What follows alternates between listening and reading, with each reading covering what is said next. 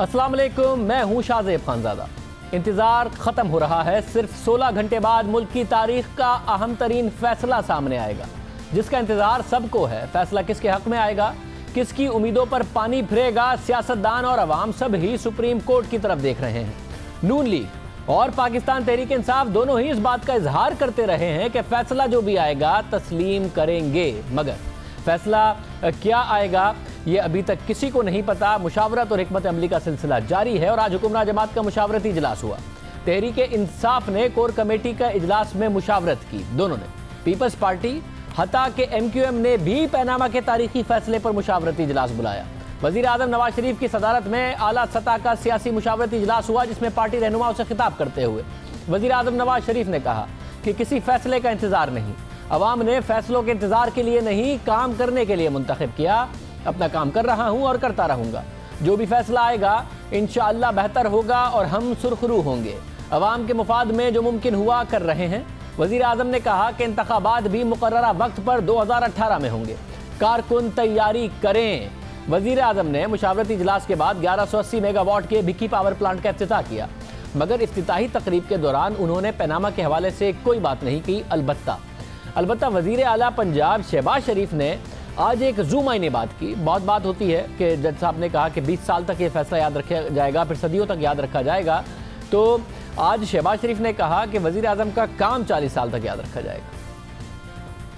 अभी चंद दिन पहले अदालत उज़्मा के एक इंतहाई काबिल एहतराम जज ने कहा, और वो लायक एहतराम है कि जनाब पनामा का जो फैसला आएगा वो लोग उसको 20 साल याद रखेंगे।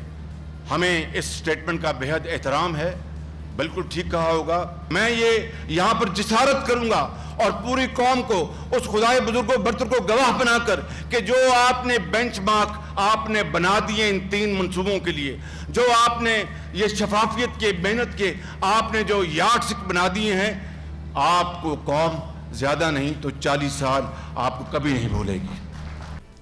मरियम नवाज शरीफ साहिबा ने भी मुख्तलिफ ट्वीट्स में कहा कि निगाहें जमी हैं, तवज्जो मरकूज है, दिल तैयार हैं, खेल शुरू। दुनिया वालों, एक तरफ वो हैं जिनकी तमाम साजिशें नाकाम हो गई और उनका मुस्तकबिल मखदूश है। मुखालफीन ने अपनी तमाम उम्मीदें अदालती फैसले से वाबस्ता कर ली हैं।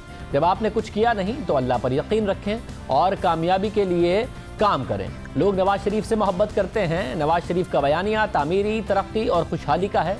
कभी अपने वालिद या ख़ानदान को परेशान और तशवीश में मुब्तला नहीं देखा। ऐसा जब होता है जब आप अल्लाह पर भरोसा करते हैं। इसके अलावा लाहौर और पंजाब के दीगर शहरों में वज़ीर आज़म की हिमायत में बैनर्स लग गए हैं। अगर कोई परेशानी नहीं है, किसी किस्म की कोई टेंशन नहीं है, तो ये बैनर्स क्यों लगे हैं जिसमें लिखा है कि कायद तेरा एक इशारा, हाजिर हाजिर लहू हमारा। अगर मस्बत फैसले की तवक्को है तो इस किस्म के स्लोगन्स क्यों? और लिखा है कि नवाज शरीफ कदम बढ़ाओ, हम तुम्हारे साथ हैं। और इन बैनर्स पर ख्वाजा साद रफ़ीक की तस्वीर भी लगी है। आखिर ऐसे नारे, बैनर्स क्यों लिखे जा रहे हैं? इसके अलावा आज जो फैसले हुए, क्या कोई इवैल्यूएशन की है नून लीग ने कि अगर बदतरीन फैसला क्या हो सकता है, सबसे अच्छा फैसला क्या हो सकता है, और इन दोनों की सूरत में क्या पॉलिसी, क्या स्ट्रेटजी बनाई जाएगी? ख्वाजा साद रफ़ीक साहब हमारे साथ मौजूद हैं। साद रफ़ीक साहब बहुत शुक्रिया। साद रफ़ीक साहब, अहम इजलास, ये बताइएगा कि बदतरीन फैसला, बदतरीन आउटकम, बेहतरीन आउटकम क्या होगा? बदतरीन आउटकम की सूरत में क्या किया जाएगा? बेहतरीन आउटकम की सूरत में, ये आप एक सियासी जमात है तो ज़ाहिर है इस हवाले से कोई पॉलिसी आज बनाई गई, कुछ फैसले हुए? बिस्मिल्लाहिर्रहमानिर्रहीम। शाहज़ेब, आज तो हमारा इजलास था जिसे चेयर किया प्राइम मिनिस्टर साहब ने, जो सदर जमात के सिंध में मुस्लिम लीग की तंजीम के हवाले से। तो वहाँ सिंध में अपनी पार्टी की ऑर्गेनाइजेशन और हमारी जो पॉलिटिकल ड्राइव है उसके हवाले से डिस्कशन की गई है। मतलब इसके अलावा बात ही नहीं हुई कि पनामा का कल फैसला कुछ भी आए तो क्या होगा? कोई बात नहीं हुई? मैं उसी मीटिंग में था, मैंने तो ऐसी कोई बात सुनी नहीं है।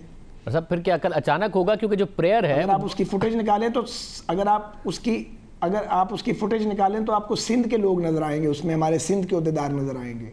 मतलब कीजिए। मगर जब एक इतना अहम डिसीजन हो रहा है तो क्या वजह है? डिसीजन की कोई परवाह नहीं है या डर की वजह से नहीं की कि पता नहीं क्या फैसला आएगा, चले जब आएगा तो देखेंगे, फिर बात करेंगे? और हम नए खिलाड़ी तो नहीं हैं जो फैसलों से या किसी गैर मुतवक्को सूरत हाल से डरें। सियासत में अप्स एंड डाउन्स आते हैं। अल्लाह ताला इंशाअल्लाह ताला अपना करम फरमाएंगे और अदालत उज़्मा के जजेस का हम एहतराम करते हैं।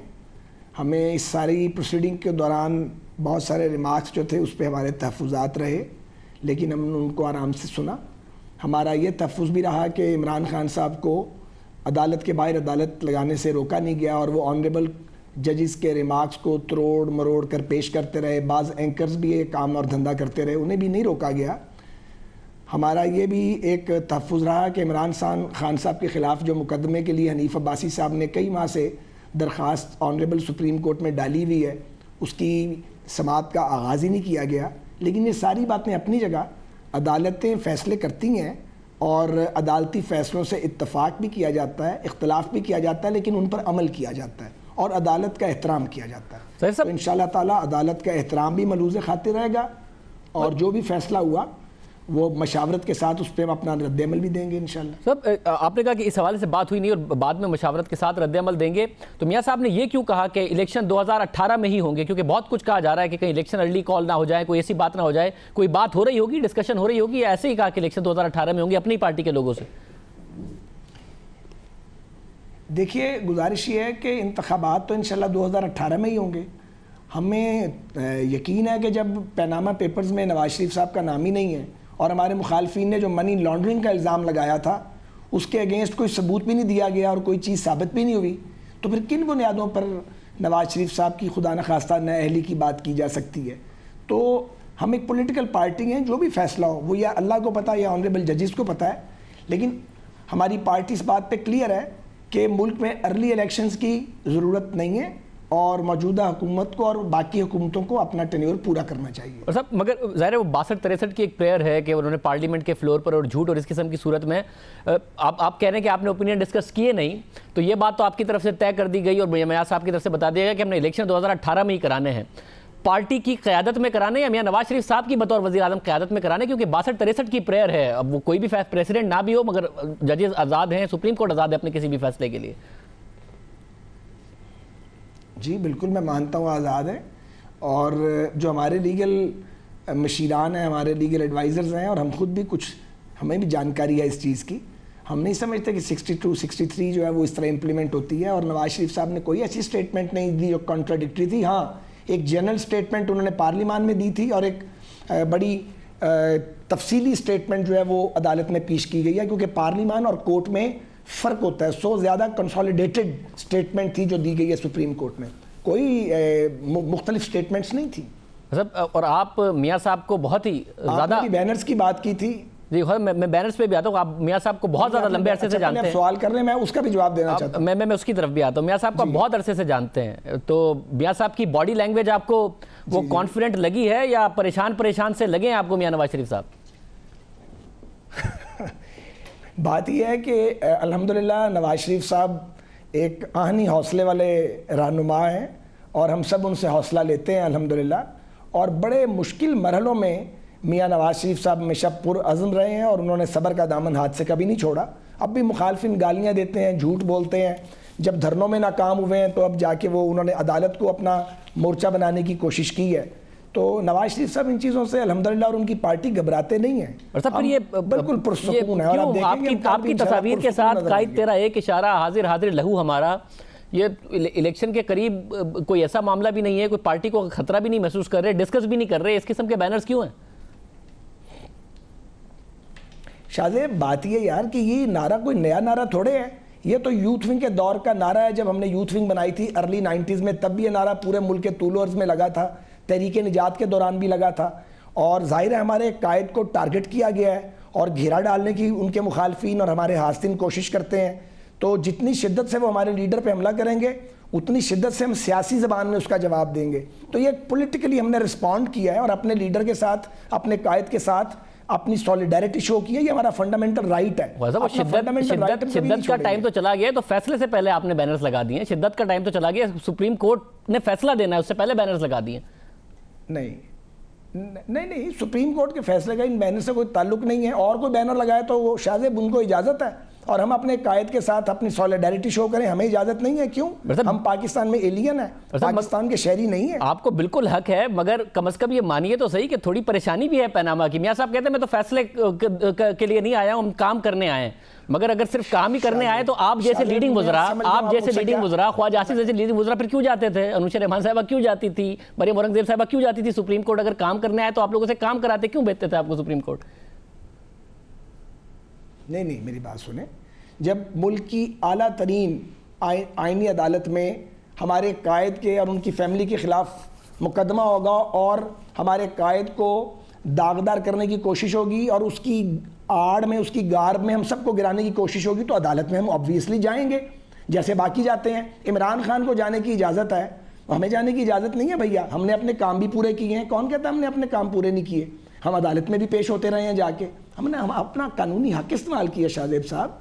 और एक बात मैं और अर्ज करना चाहता हूँ बड़े अदब से, इसको किसी के खिलाफ ना समझा जाए।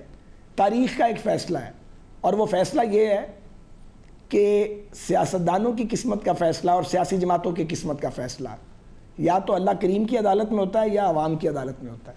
ये मैं नहीं कह रहा, ये एक सच है, यूनिवर्सल ट्रुथ है। इसलिए परेशान होने वाली तो कोई बात नहीं है। क्यों परेशान हो, मुझे बताएं। मतलब अब आप तारीखी मिसालें देकर और ऐसी बात भी कर रहे हैं और आप कह रहे हो कोई परेशानी भी नहीं है। यार शाहजेब, अगर आप ये कहना चाहते हैं, आप ये चाहते हैं कि मैं तस्लीम करूं कि नहीं जी नहीं हम बहुत परेशान हैं, तो फिर कह दो मुझे कि नहीं आप मान लें, और आपको मानना ही पड़ेगा अगर ज़बरदस्ती मनाना चाहते हैं। आप मिसालें ऐसी दे रहे हैं, आप सारे बैनर्स को भी डिफेंड कर रहे हैं, सारी बातें कर रहे हैं, मगर आप कह रहे परेशान हम कोई नहीं है ना। मियां साहब बिल्कुल भी परेशान, मतलब एक मेरा नुक्ता नज़र है, ये मेरा व्यू पॉइंट है। साद रफीक साहब बहुत शुक्रिया। साद रफीक साहब हमारे साथ मौजूद थे। ऑपोजिशन बातें भी आज सर जोड़कर बैठी हैं, सारी सर जोड़कर बैठी हैं। तहरीक इंसाफ को इस केस से बड़ी उम्मीदें हैं। तहरीक इंसाफ ना सिर्फ सड़कों पर निकली, पार्लियामेंट में बोली, सुप्रीम कोर्ट भी गई। दूसरी जानिब तहरीक इंसाफ ने कोर कमेटी के इजलास में लाएअमल की तैयारी की। ज़राए के मुताबिक तहरीक इंसाफ ने फैसला किया है कि फैसला कुछ भी आए अवाम में जाएंगे। फैसले के बाद इस्लामाबाद के परेड ग्राउंड में बड़े अवामी जलसे की बातें हुई। तारीख का ऐलान इस्लामाबाद इंतजामिया की इजाज़त के बाद किया जाएगा। शेख रशीद साहब भी इमरान खान साहब से मिलते रहे हैं। क्या फैसले हो रहे हैं, क्या तैयारियाँ हैं? शेख रशीद साहब हमारे साथ मौजूद हैं। शेख साहब बहुत शुक्रिया कि आप हमारे साथ मौजूद हैं। शेख साहब, जैसे अब पता नहीं चल रहा ना, अभी 16 घंटे रह गए कि फैसला क्या आएगा, उसी तरीके से आपके चेहरे के एक्सप्रेशन से आमतौर पर पता चल जाता है आप कितने खुश या उदास हैं। आपके चेहरे के एक्सप्रेशन से भी नहीं पता चल रहा कि आप क्या तवक्को किए हुए हैं, तो आप भी अनसर्टेनिटी का शिकार हैं अगर यकीनी सूरत हाल। मुझे तो समझ आ रही है और आपको भी आ रही है, वैसे ही अब आप दिल को खुश कर रहे हैं। फैसला इनके खिलाफ आ रहा है, करप्शन का ताबूत निकल रहा है। इंशाल्लाह फैसला हौसले से सुनना चाहिए, जिसके भी हक में हो, और पॉलिटिकल प्रोसेस आगे बढ़ना चाहिए और जमहूरियत को फ़ायदा होना चाहिए। इसी में सबकी फतह है। और पांचों जज ऐसे जज हैं जिस पर सारी कौम, हमें भी और गवर्नमेंट को भी एतमाद होना चाहिए। ये बड़ी छोटी शॉट खेली गई है कि 20 साल का उन्होंने कहा फ़ैसला और हमें 40 साल तक याद रखा जाएगा।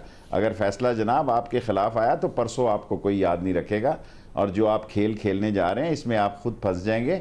सो बड़े हौसले से इस फैसले को सुनने का हौसला पैदा कीजिए। मतलब मुझे बताएं, कहते हैं ना कि आमतौर पर जब इतना करीब मामला हो और पता कुछ ना हो तो सियासी लीडरान दो तकरीर बनाते हैं, फतह की भी और शिकस्त को तस्लीम करने की भी। दो तकरीरें बनाई हैं आपने या एक ही तकरीर बना के बैठे हैं? प्रेस कॉन्फ्रेंस जो करेंगे उसमें दो तरीके से सोचा है?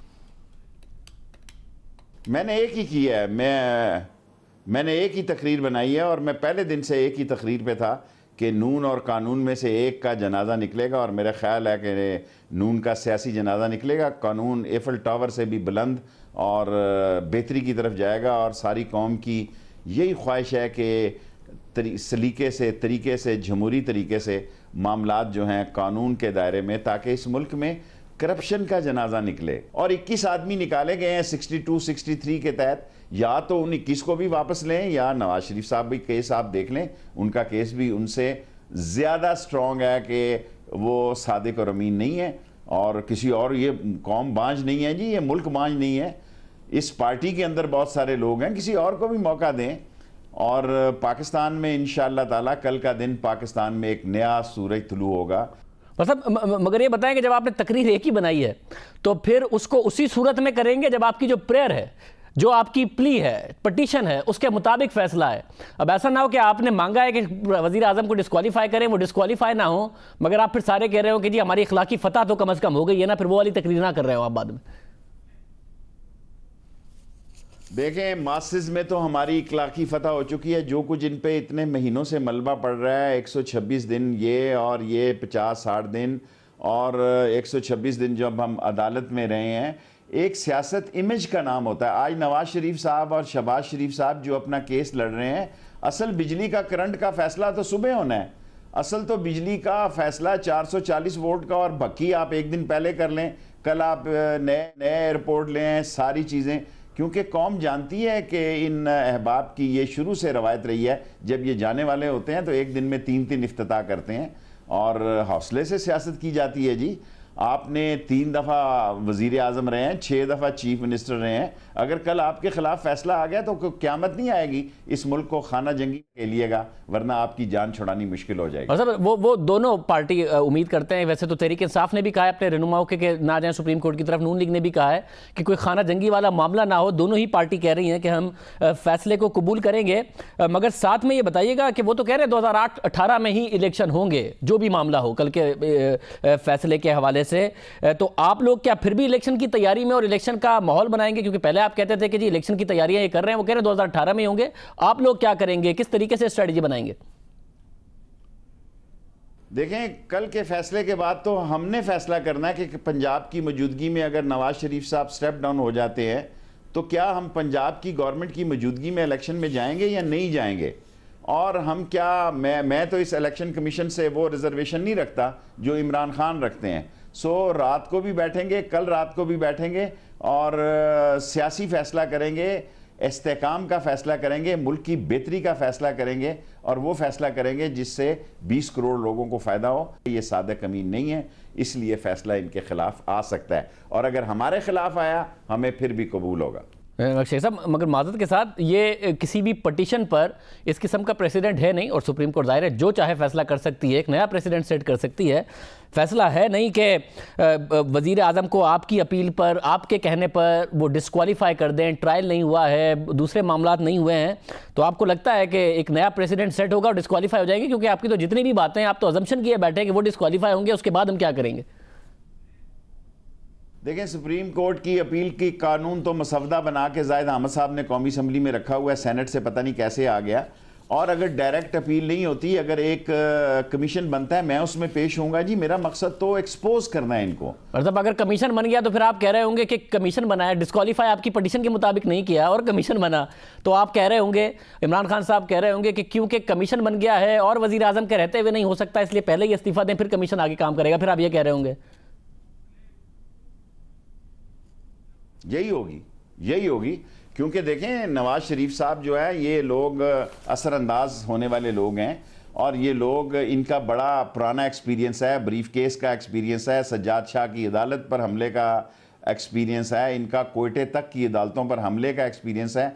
और कल अगर इन्होंने इस एक्सपीरियंस को रिपीट किया तो मेरा ख्याल है इनकी सियासत का कल काफ़ी इनके लिए मसाइल होंगे, क्योंकि सारी एजेंसीज अलर्ट हैं, फ़ौज अलर्ट है, और सुप्रीम कोर्ट 190 आर्टिकल के तहत ये फैसला देगी कि इसको मनोन इम्प्लीमेंट किया जाए। जो बेवकूफ़ नवाज शरीफ साहब को ऐसा मशवरा दे रहे हैं, मैं उनको मशवरा दे रहा हूँ, परहेज़ करें नाअहल लोगों से, नालायक लोगों से। जो लोग आपको मशवरा दे रहे हैं कि कोई शरारत की जाए, जो लोगों को इकट्ठा कर रहे हैं, इसका नतीजा अदालती फैसले से भी बुरा निकलेगा। अगर अदालत का फैसला आपके खिलाफ आया फिर भी आप इस मुल्क में रह सकेंगे, लेकिन अगर आपने कोई गंद किया, कोई जोड़ो कराटे हुए, तो फिर आपके साथ बैंकॉक के शोले और बगदाद की रात। मकसीद साहब, ये आप कह रहे हैं गंद हुकूमतों को कहाँ सूट करता है? उन्होंने अपने कारकुनों को सुप्रीम कोर्ट जाने से मना किया, और जो आप सज्जाद शाह वाली मिसाल दे रहे हैं, वो एक पीटीवी का ज़माना था, उसमें कोई एक सीसीटीवी फुटेज है सुप्रीम कोर्ट की, वो भारी पड़ी हुई है, उसे 20 साल तक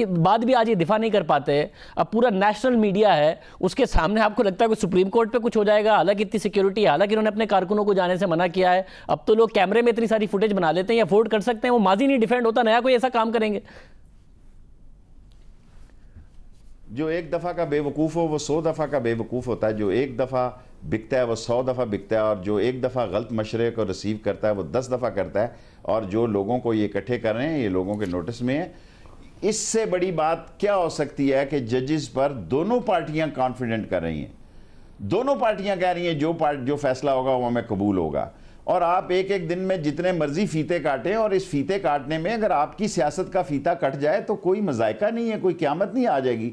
इस मुल्क ने चलना है और ये मुल्क चला है, कायदे आज़म के बगैर भी चला है, भुट्टो के बगैर भी चला है, बेनज़ीर के बगैर भी चला है, और अगर कल आपके बगैर भी चलना है तो इससे बेहतर चलेगा इंशाअल्लाह। शेख रशीद साहब बहुत शुक्रिया। शेख रशीद साहब हमारे साथ मौजूद थे, वो कह रहे थे कि कुछ ऐसा ना हो। इस वक्त इस्लामाबाद में माहौल क्या है, सुप्रीम कोर्ट के बाहर सिक्योरिटी कितनी है? दोनों जमातें कह चुकी कि हम फैसला कबूल करेंगे। तहरीक इंसाफ और नून लीग दोनों ही अपने कारकुनों को सुप्रीम कोर्ट जाने से मना कर चुकी, मगर उसके बाद जो शेख रशीद साहब उसके बावजूद कह रहे हैं। जाहिद गिशकोरी हमारे साथ मौजूद हैं, सुप्रीम कोर्ट के बाहर मौजूद हैं। इस वक्त क्या माहौल है जाहिद सिक्योरिटी का? कल बहुत अहम दिन है इस्लामाबाद में, 2 बजे सुप्रीम कोर्ट ने फैसला देना है, आप सुप्रीम कोर्ट के बाहर हैं, इस वक्त क्या माहौल है?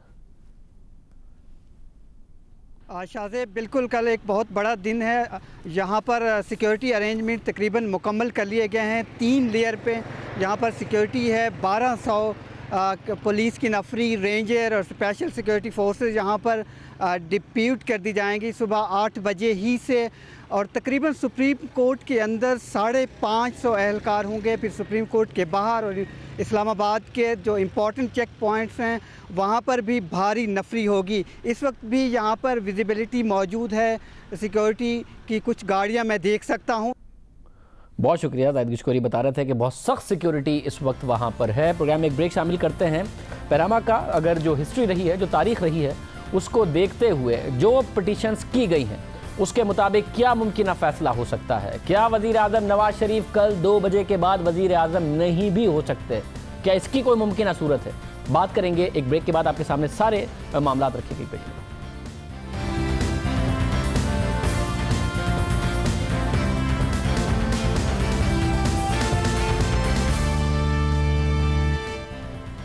सुप्रीम कोर्ट वज़ीर आज़म को नाअहल करार दे देगी या वज़ीर आज़म को क्लीन चिट देगी?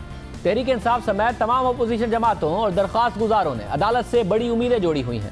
क्या तहरीक इंसाफ की उम्मीद पूरी होगी? इस हवाले से फैसला बहरहाल अदालत ने करना है, और ये बात वाज़ेह हो कि अदालत एक नया प्रेसिडेंट सेट कर सकती है, तारीख से मुकम्मल तौर पर हट के फैसला दे सकती है, इसका मुकम्मल इख्तियार रखती है। मगर यह हकीकत है कि सुप्रीम कोर्ट कोई ट्रायल कोर्ट नहीं।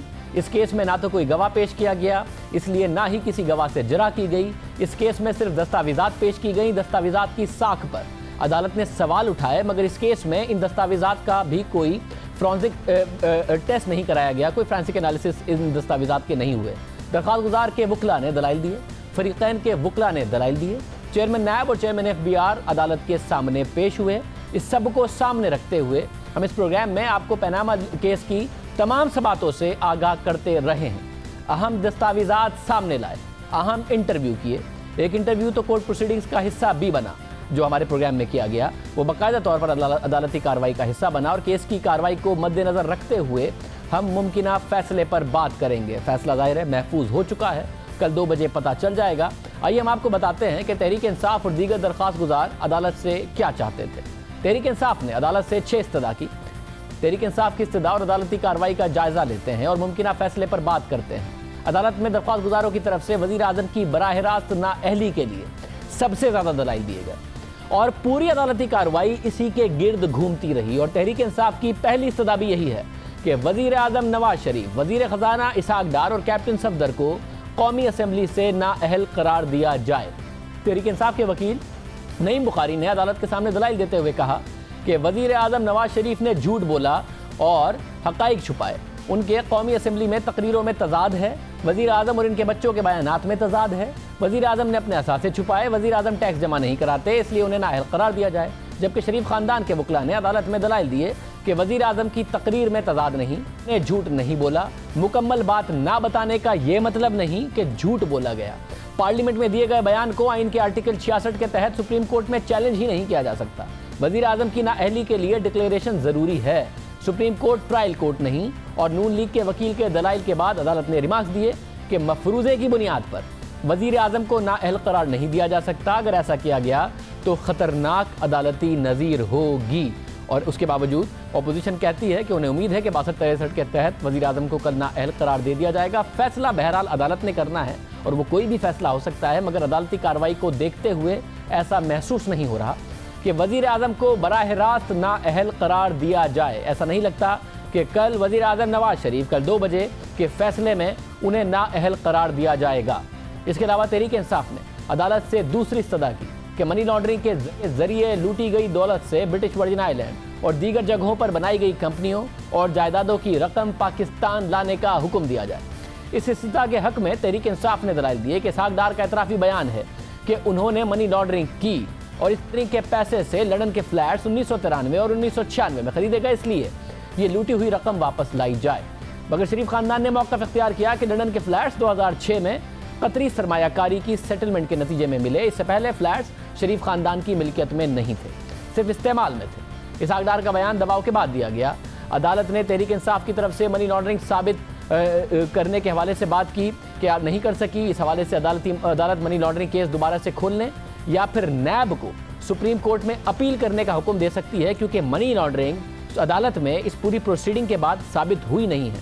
साबित करने के लिए अदालत ये ज़रूर कह सकती है कि इसके हवाले से तहकीकात की जाएँ, अपील करने का हुक्म दे सकती है नैब को कि इस केस को दोबारा खोला जाए, जिसके बाद रकम की वापसी का हुक्म भी दे सकती है। मगर अदालती कार्रवाई के दौरान मनी लॉन्ड्रिंग के जरिए लूटी गई रकम साबित नहीं हो सकी है। इसलिए साबित नहीं हो सकी कि इसे गलत या सच साबित करने के लिए तहकीकात हुई ही नहीं है। तो जब तहकीकात नहीं हुई, इदारों ने तहकीकात नहीं की गई, कोई एनालिसिस सामने नहीं रखे गए, तो इस बुनियाद पर यह फैसला आए कि इन्होंने मनी लॉन्ड्रिंग की थी, ये नहीं लगता कि ऐसा फैसला आएगा। तहरीक इंसाफ ने तीसरी इस्तदा की कि चेयरमैन नैब को हुक्म दिया जाए कि गुज़िश्ता 15 साल से ज़ेर इल्तवा मेगा करप्शन केसेस की तहकीकात मुकम्मल की जाएँ। इस हवाले से अदालत भी नैब पर बरहम दिखाई दी और मुमकिना तौर पर अदालत नैब को मेगा करप्शन केसेस की तहकीकात मुकम्मल करने का हुक्म दे सकती है। इसके अलावा तहरीक ने अदालत से चौथी दरख्वास्त की कि सेक्रेटरी दाखिला को नवाज शरीफ और उनके अहले खाना के नाम ECL में डालने का हुक्म दिया जाए। ECL में नाम डालने का हुक्म किसी भी जारी तहकीकात की सूरत में डाला जाता है, और जब अब तक वज़ीर आज़म के खिलाफ ना कोई तहकीकात हो रही है और ना ही उनके खिलाफ कोई केस है, इसलिए अदालत इस दरख्वास्त को मुस्तरद कर सकती है। तहरीक इंसाफ ने अपनी 5वीं इस्तदा में मौक़िफ़ इख्तियार किया कि बैरून मुल्क जायदादों की रकम वापस लाने के लिए सेक्रेटरी कानून और चेयरमैन नैब को कार्रवाई का हुक्म दिया जाए। तहरीक इंसाफ ने अदालत में मौक़िफ़ इख्तियार किया कि करप्शन का पैसा मनी लॉन्डर करके बैरून मुल्क भेजा गया, मगर शरीफ खानदान ने मौक़िफ़ इख्तियार किया कि पाकिस्तान से 1 रुपये की भी बैरून मुल्क नहीं गया। तहरीक इंसाफ के पास इस हवाले से सिर्फ इसहाक डार का एतराफ़ी बयान है। इसके अलावा तहरीक इंसाफ की तरफ से कोई दस्तावेज पेश नहीं की गई, जबकि शरीफ खानदान ने मुबैना मनी ट्रेल पेश की कि कैसे दुबई में फैक्ट्री लगी, फिर इसे कैसे बेचा गया, कतर में कैसे सरमायाकारी की गई।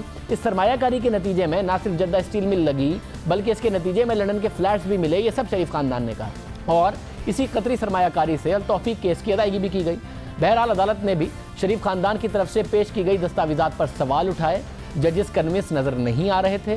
फैसला उसके बावजूद अदालत ने करना है और अदालत में मनी लॉन्ड्रिंग इस केस में भी जिसका माजी का सारा मामला हुआ, साबित नहीं हुई। ना ही ये साबित हुआ कि बैरून मुल्क जायदाद की खरीदारी के लिए रकम पाकिस्तान से गई, और वो भी इसलिए साबित नहीं हो सका कि इस पर भी तहकीकात हुई नहीं। ना गवाह बुलाए गए, ना मुतल्लिका बैंक्स और ममालिक से मालूमात मांगी गई, इसलिए इस इस्तदा पर भी कोई फैसला आने का इम्कान नहीं है।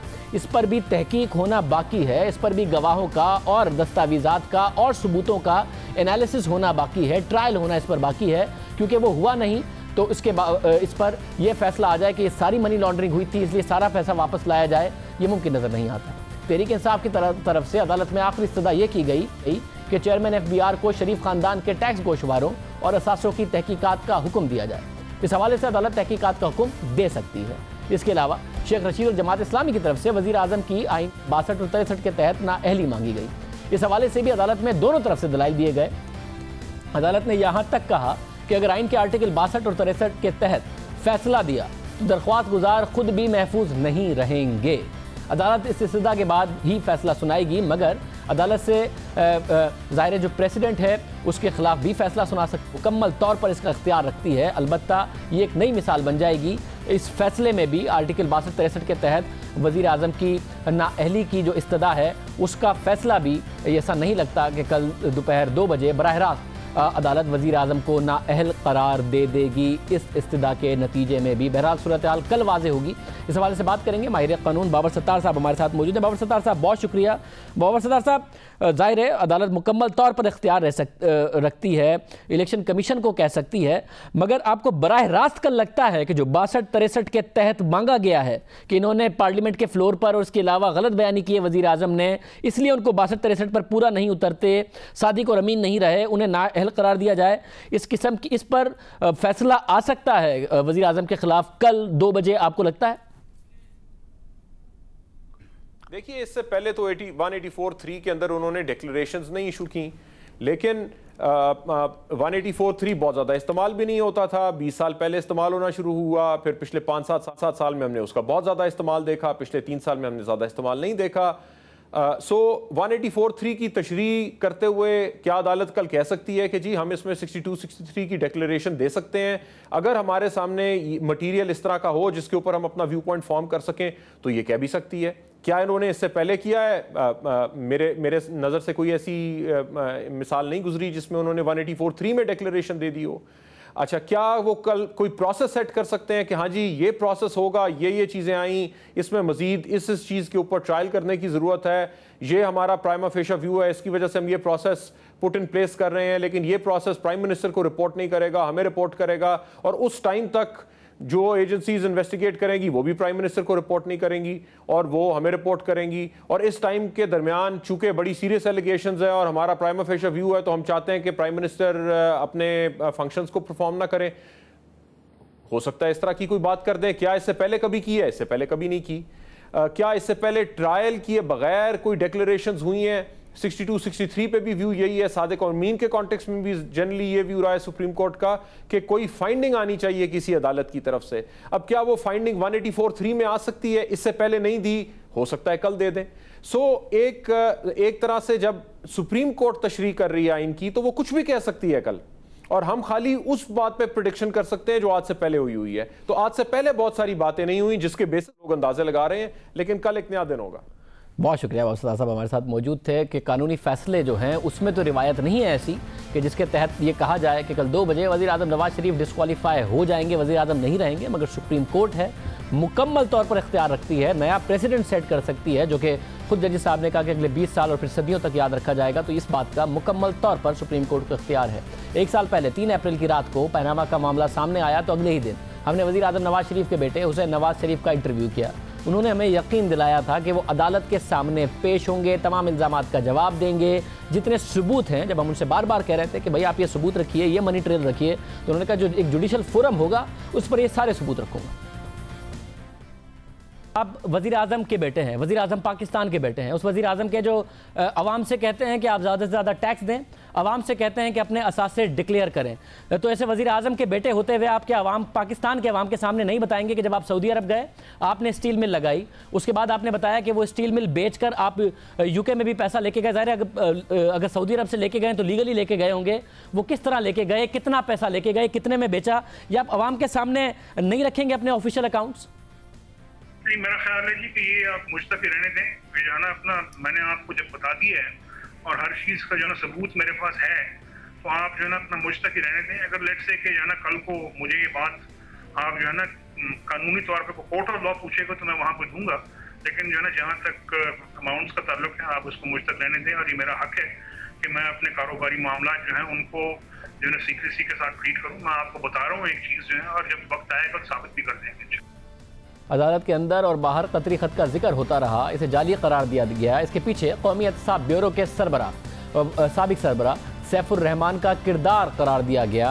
हम 16 नवंबर 2016 ने सैफुर रहमान के सामने हमने ये सवाल उठाया, तो उन्होंने क्या जवाब दिया, उनके किरदार के हवाले से सारी बातें की कि ये कतरी खत आया कहाँ से है, आप खतर में बैठे हैं, मियाँ साहब के करीबी साथी रहे हैं, आपका नाम आ रहा है, तो क्या जवाब दिया? जरा सुनिए। तो इसकी ज़रूरत के लिए हम्माद बिन जासिम साहब से आपने रिक्वेस्ट की कि यह खत लिख दे, या शरीफ खानदान ने रिक्वेस्ट की, उनका कोई वकील आया, किसने रिक्वेस्ट की कि ये खत प्लीज लिख दीजिए, या आपने की रिक्वेस्ट?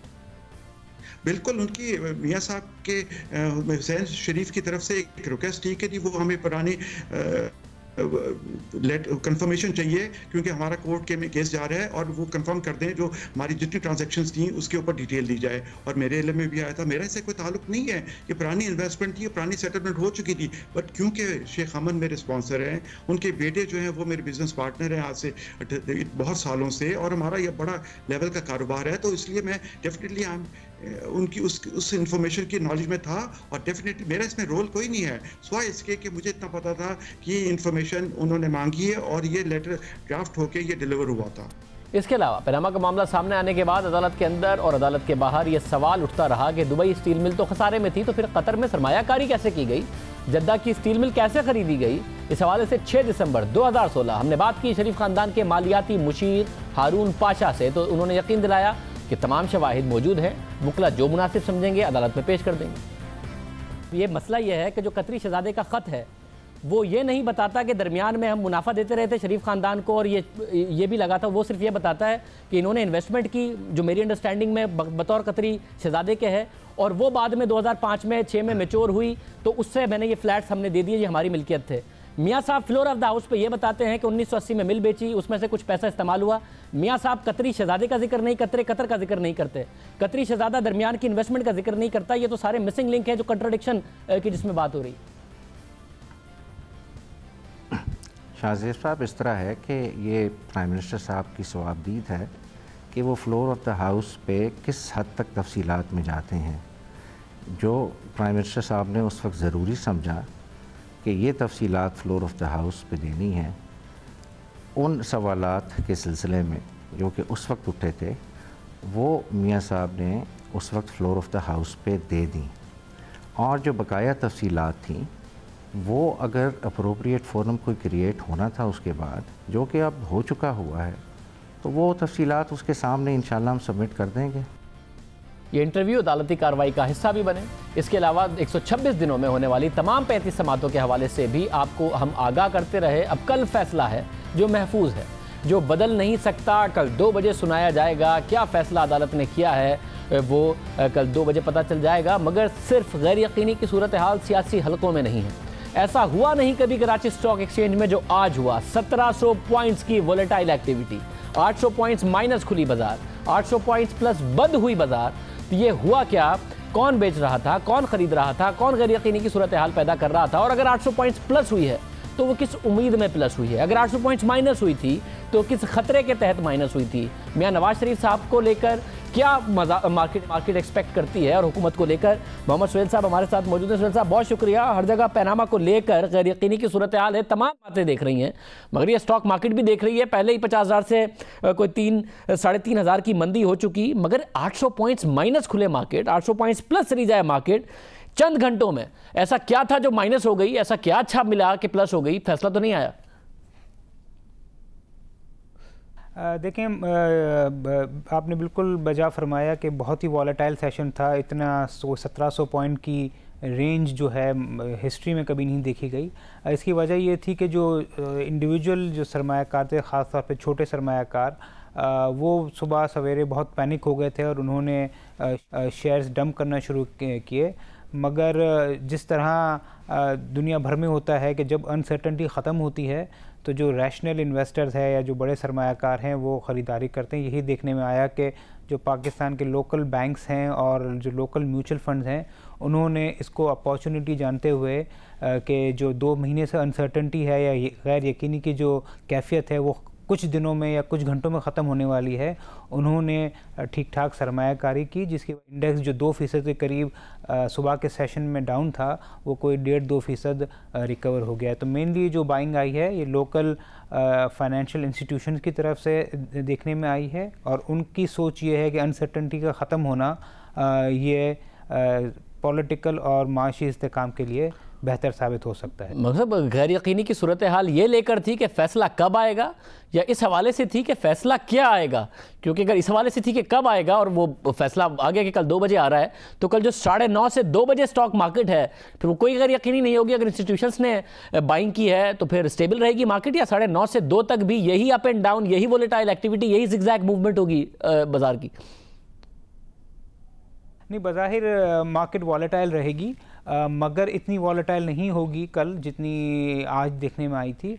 और अलबत्ता जो मार्केट का सही डायरेक्शन है वो फ़ैसला सुनने के बाद ही उसका तयन हो सकेगा। अलबत्ता ये चीज़ ज़रूर है, दुनिया भर में जहाँ जंग होने वाली होती है वह जंग से पहले मार्केट गिरती है, जंग जिसके नेगेटिव असरात होते हैं उसके बाद मार्केट बढ़ जाती है।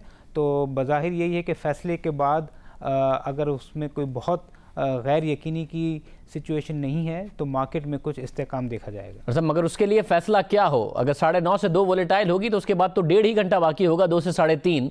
क्या ऐसा फैसला होगा क्या कि अपर लॉक पे सारी बाजार बंद होगी 1.5 घंटे में, ये सारे स्क्रिप्ट्स लोअर लॉक पे बंद होंगे? ऐसा क्या फैसला होगा, किसके हक में और किसके खिलाफ होगा कि मार्केट रिएक्ट कर रही होगी? 2 से 3:30 क्या हो रहा होगा?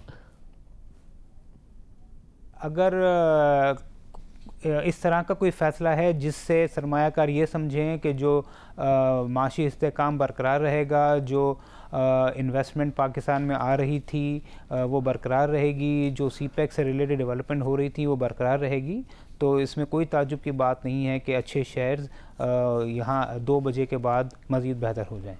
और सर ये इस्तेकाम किससे मुंसलिक है? ये मियां नवाज शरीफ साहब की ज़ात की मुझसे मुंसलिक है कि अगर वो रहे तो बरकरार रहेगा, या नून लीग की हुकूमत से मुंसलिक है कि मियां साहब ना भी रहे और नून लीग की हुकूमत रही तो बरकरार रहेगा, या सिर्फ निज़ाम से मुंसलिक है कि जो भी हो निज़ाम रहना चाहिए और कंटिन्यूटी रहनी चाहिए? किस बात से मुंसलिक है 2 से 3:30 की जो मूवमेंट है और जो फैसला है?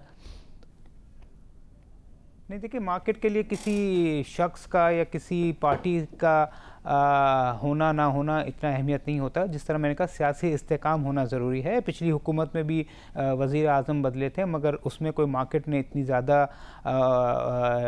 सीरियसली उसको नहीं लिया था क्योंकि उस वक्त सियासी इस्तेकाम था। एक हुकूमत जो है 5 साल उसने पूरे किए थे, और इस दफ़ा भी अगर इस तरह के कोई इंडिकेशन मिलते हैं फ़ैसले के बाद तो जो मार्केट ने कोई जो 3000-4000 पॉइंट लूज़ किए हैं उसका हो सकता है कि वो पार्शियल रिकवरी जो आज जिस तरह देखी गई थी वो शायद आने वाले दिनों में भी देखी जाए। बहुत शुक्रिया मोहम्मद सैयद साहब हमारे साथ मौजूद थे कि गैर यकीनी की सूरत हाल ख़त्म हो गई है। कल 2 बजे तक वोलेटाइल, 2 से 3:30 मुआशी इस्तेहकाम, ये सारी बातें सीपैक इस सब से मुंसलिक होगा। प्रोग्राम में एक ब्रेक शामिल करते हैं, मज़ीद अहम खबरों पर बात करेंगे एक ब्रेक के बाद।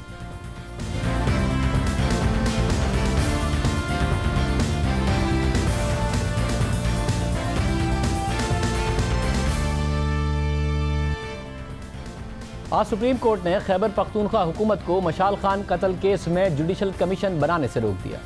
चीफ जस्टिस साकिब निसार की सरबराही में सुप्रीम कोर्ट के 3 रुकनी बेंच ने मशाल खान के कत्ल पर अज खुद नोटिस की समाअत की। दौरान समाअत अदालत ने इस्तफसार किया कि जब तहकीकाती टीम काम कर रही है तो जुडिशल कमीशन बनाने का क्या जवाब है। चीफ जस्टिस ने वज़ीर आला खैबर पख्तूनख्वा से पेशावर हाई कोर्ट को लिखे गए खत पर वजाहत तलब कर ली। IG पुलिस खैबर पख्तूनख्वा सलाउद्दीन महसूद ने अदालत को बताया कि केस की 80% तहकीकात मुकम्मल कर ली गई हैं और जल्द तहकीकात मुकम्मल करके चालान पेश करेंगे। चीफ जस्टिस साकिब निसार ने कहा कि नताइज चाहिए और तहकीकात की निगरानी वो खुद करेंगे। पुलिस की जानिब से JIT पर बात करते हुए अदालत उज़्मा ने कहा कि तहकीकाती टीम में फ़ौज या ISI का नुमाइंदा होना चाहिए। सुप्रीम कोर्ट ने मुतालिका हुक्काम को तफ्तीश में पेशरफ्त की हफ्तावार रिपोर्ट अदालत में पेश करने की हिदायत दी। समाअत 27 अप्रैल तक मुलतवी कर दी गई। जिस तरह से केस आगे बढ़ रहा है, जो सियासी अहम आहंगी इस केस के हवाले से नज़र आ रही है, जो पोजीशन खैबर पख्तूनख्वा हुकूमत और इमरान खान की नज़र आ रही है, और जिस तरीके से सुप्रीम कोर्ट ने इस केस का नोटिस लिया है, इसको देखते हुए मशाल खान कत्ल केस पाकिस्तान में मिसाल बन सकता है और मिसाल बनता दिखाई भी दे रहा है। आज के प्रोग्राम में इतना ही। कल पनामा का फैसला होगा, उस फैसले के साथ आपसे मुलाकात भी होगी, सारा दिन भी इसके हवाले से तज्ज़िया और तबसरे आप देखेंगे। आज आज़ादी, अल्लाह हाफ़िज़।